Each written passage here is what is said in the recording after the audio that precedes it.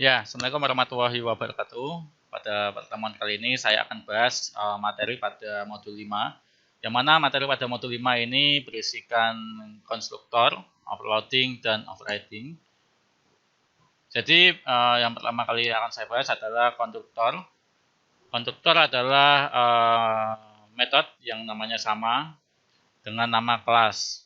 Nah, contohnya adalah di bawah ini ya. Jadi konstruktor itu adalah nama metodenya ini sama persis ya dengan nama kelasnya. Yang mana konstruktor ini adalah digunakan untuk memberikan nilai default atau ketika kita memanggil kelasnya, otomatis pertama kali yang dipanggil adalah nama konstruktornya. Yang dipanggil adalah konstruktornya. Jadi kalau kita manggil user, pertama kali yang dipanggil adalah ini, yang user ini. Untuk contohnya, ini ya, ini harus sama. Lalu untuk contoh pemanggilannya adalah seperti ini. Ya, ini ada di kelas main ya. User menggunakan variabel ditampung di U1 sama dengan new user. Nah, ini di dalamnya ada dua nilai ya. Ini tergantung dengan nama konstruktornya. Kalau misal di sini yang dibutuhkan adalah 2, nanti yang dimasukkan di sini juga 2 nilai. Kalau misal di sini tanpa dibutuhkan nilai, contohnya user kurung buka kurung tutup, sehingga untuk pemanggilannya tidak perlu menggunakan nilai. Kalau masih menggunakan nilai itu akan salah, error. Jadi kalau misal di sini di konstruktornya butuh 2, ya nilainya yang dimasukkan harus 2. Kalau misal di sini nilainya 1, yang dibutuhkan cuma ID, ya di sini nanti yang dibutuhkan cuma ID. Oke, ini kita kembali ke contohnya di sini, karena di sini contohnya adalah 2, sehingga di sini inputannya juga 2. Untuk ID-nya adalah M001 dan namanya adalah Sofyan. Jadi ketika kita sysout, itu kalau kita memanggil nama ya, di sini ada metode getNama. GetNama ini nanti dia akan memanggil U1 itu di user, dia akan memanggil yang ini, getNama. Dia akan mereturn nama. Ini ya, return nama ya. Jadi nanti kalau memanggil getNama, dia akan memanggil nama yang diinputkan. Contohnya dari mungkin alurnya ya. Jadi kalau semisal tadi si mainnya itu akan memberikan nama M001, dia akan diterima di sini. ID M001 dan namanya Sofyan. ID-nya akan ditampung di sini dan diambil di sini. Diambil di sini ya. Lalu dia akan dimasukkan ke sini. Nah, dimasukkan ke sini. Kalau yang nama pun juga dia ditampung di situ, dia akan dimasukkan ke sini. Sehingga di getNama ini dia akan memanggil ini. Ini dia akan dipanggil ke sini. Nanti getID juga seperti itu.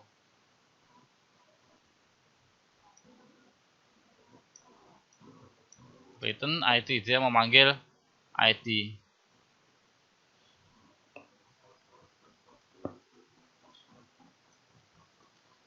Sehingga kalau ini dicetak ya, akan menghasilkan yang ini dicetak akan menghasilkan nama user sebelumnya diganti getNama. GetNama artinya dia namanya Sofyan. Ya, nanti di sini akan mencetak Sofyan. Lalu di bawahnya ini ada yang namanya setNama. Dia akan memanggil metode yang namanya setNama. SetNama dia akan memanggil ini setNama ya. Dia butuh inputan nama. Artinya dia di sini akan diberi inputan nama Antoniawan. Sehingga nama ini akan di-replace menjadi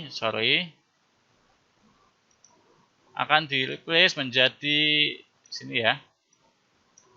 Akan menjadi Antoniawan. Sehingga di bawahnya ini kalau semisal mau cetak get nama lagi, namanya sudah berganti Antoniawan, bukan lagi Sofyan.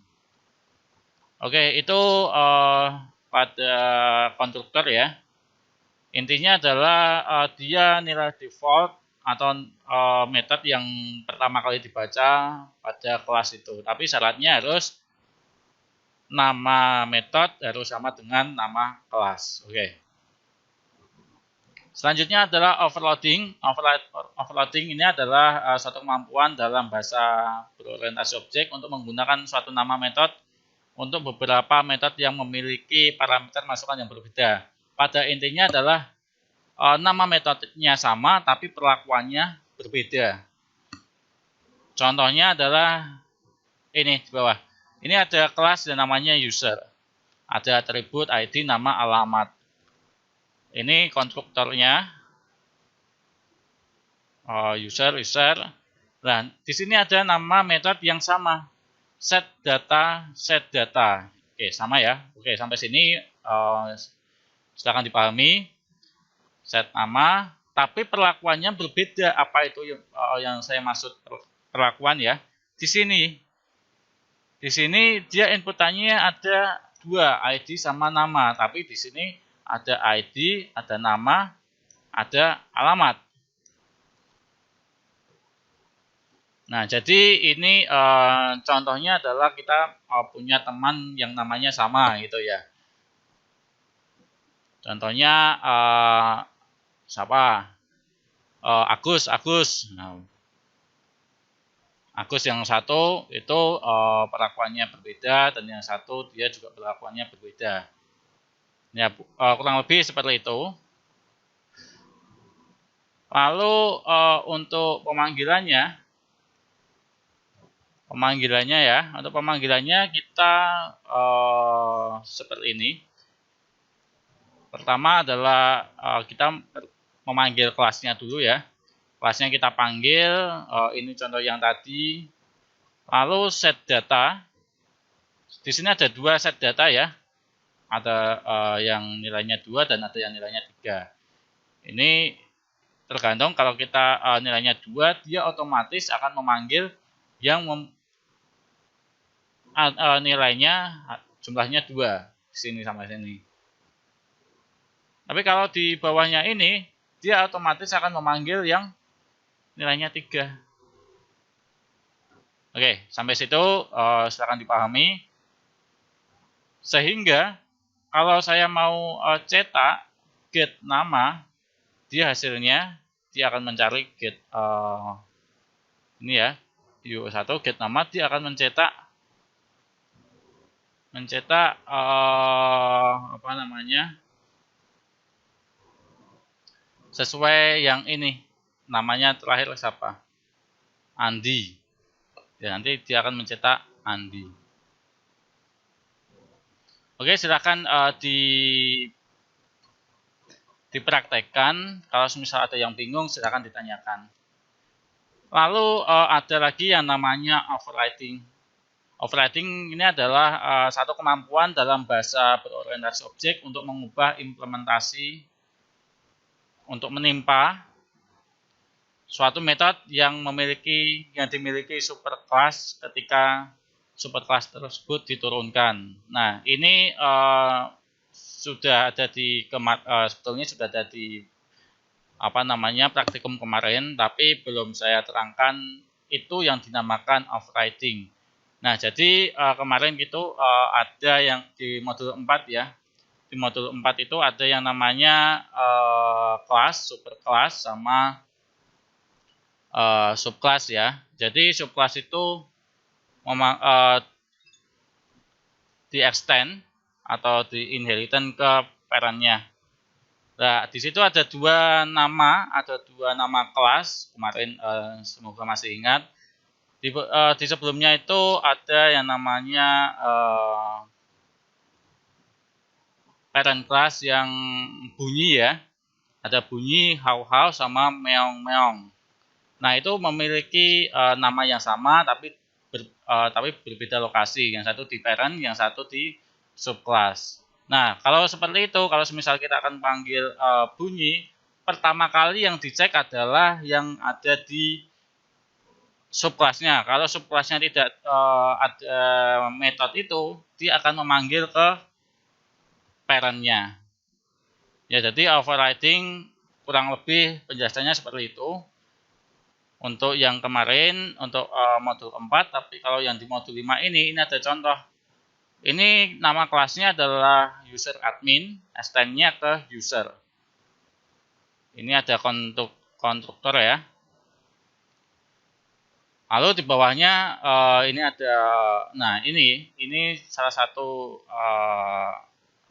ciri dari override ya. Overriding itu ada annotation override. Nah, di atasnya ini. Artinya ini nanti akan menimpa metode set data yang ada di parentnya. Jadi walaupun di parentnya itu ada set data, metode set data, tapi kalau kita tulis lagi set data dan di atasnya kita kasih annotation override, sehingga nanti yang pertama kali dipanggil adalah yang ini, set data, set data. Di sini ada set ID.